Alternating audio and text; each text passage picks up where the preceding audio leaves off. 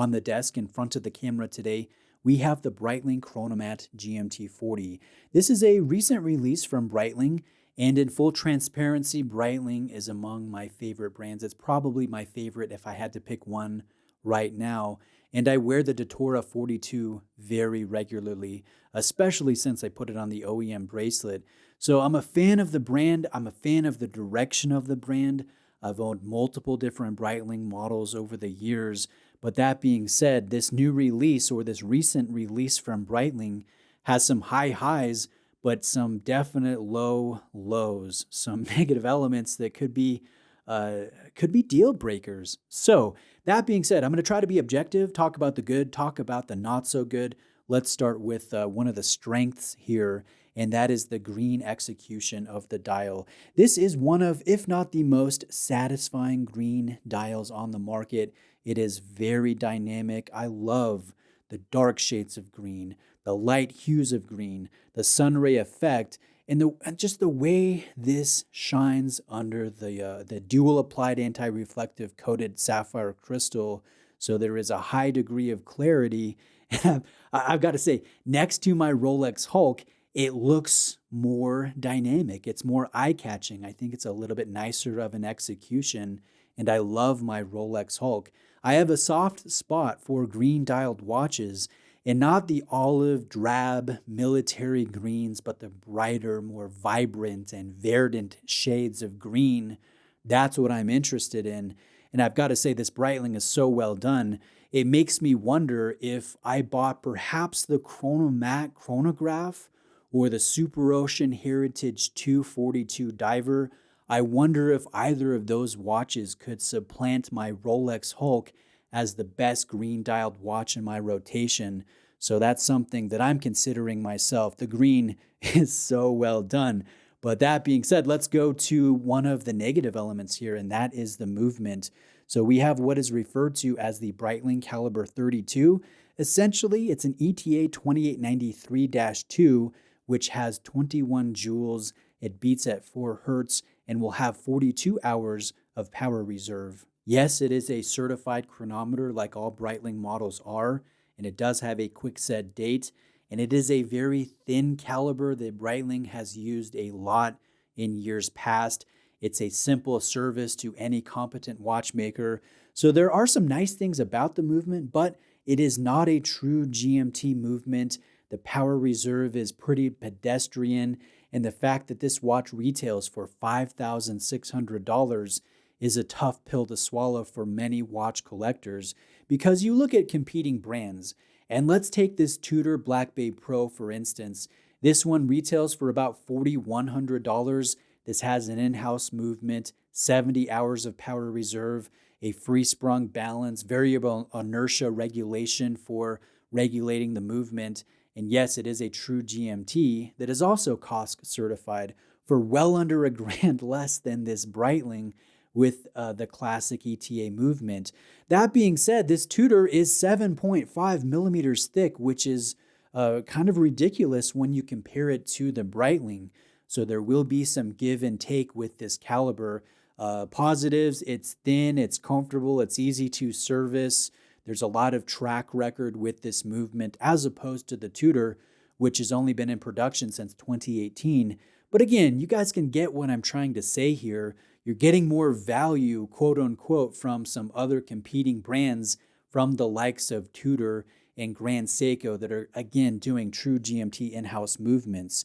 So, that's something to consider. Let's go back to the dial. Let's go in on a macro level and take a look at the detail work. I really like the applied B-style logo, the retro logo. That looks very clean, very sharp.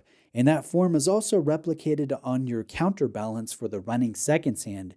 We have applied markers, white tone lume in natural light that glows green and low light. I really like the date at the 6 o'clock position. And I will say the use of red as an accent color feels a bit Christmassy with this specific green colorway, as sharp as the green execution is. Now, one thing that kind of bothers me here is the inclusion of a white date wheel.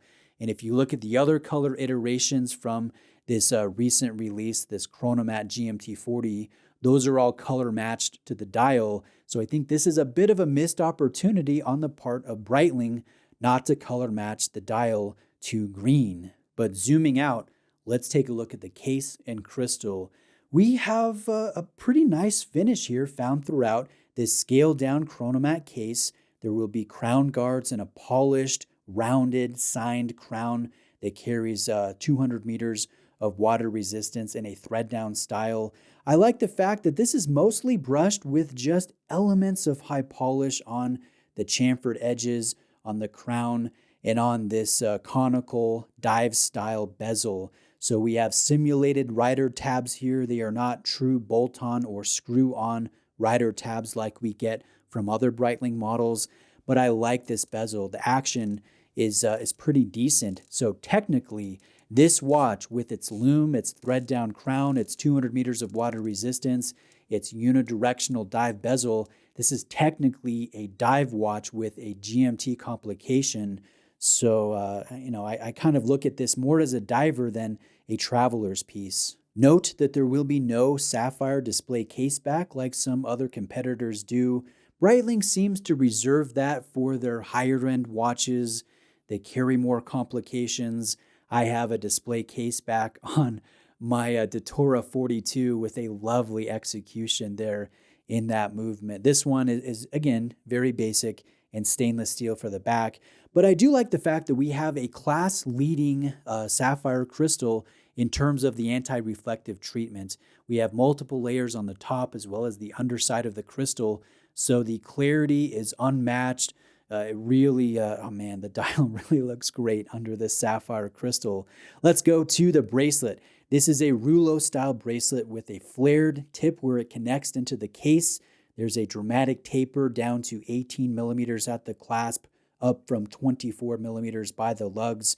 I think that this signed butterfly deployant clasp works well. Unfortunately, there is no micro adjustment positions in the butterfly deployant, but overall, this has a iconic and unique look that is very Breitling. And again, to me, it's a highlight of the model. This would not look as good on a basic bracelet or a mesh or a leather.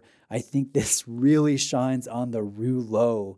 That's a really nice pairing. And I mentioned that next to the Black Bay Pro, this really feels thin. And if you look at the nominal dimensions, the majority of the height comes down to the dome of the crystal.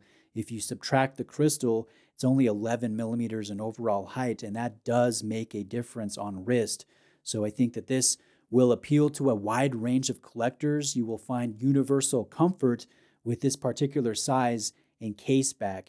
Now, going back to the negatives, I think we mentioned most of them here in terms of the price for the non-true GMT caliber within the case. I mentioned the color matching for the date wheel is a little bit of a missed opportunity, and the fact that this green and red version feels a little Christmas-esque, again, in my opinion. But the big thing that I want to make those of you aware of that have never bought a recent release Breitling, unfortunately, the brand is using new recycled boxes that are frankly among the worst in the luxury industry. They don't feel like the type of box you should be getting when you're spending $4,000, $5,000, $6,000 on a watch. And it doesn't matter if you buy a more affordable Breitling or if you get a full precious metal Breitling or a Breitling with a high amount of complications, you're going to get the same recycled box. So that can be a deal breaker for some watch collectors that really want the extras here. But just to summarize, this is a thin, original design with a lovely bracelet and quite possibly the best green dial on the market. I really like the fit. And yes, this does face some stiff competition from Grand Seiko, from Tudor, from Omega at this $5,000 price segment. And I will say one more thing just in closing. If you prefer a larger wearing watch, this is not the watch for you. This is the comfortable, thin, elegant fit. If you want a larger wearing watch, you should go with the Chronomat chronograph. Or if you prefer even more presence than that, the Super Chronomat, which is a dang cool watch. That being said, I'll place all relevant links in the description of the video. If you're shopping for Breitling, I have a recommended authorized dealer where a friend of mine actually works there. So you're welcome to contact him for quotes and turnaround times, all of that fun stuff. Reach out with questions. Thank you very much for watching today. Have a great day, and I'll see you next time.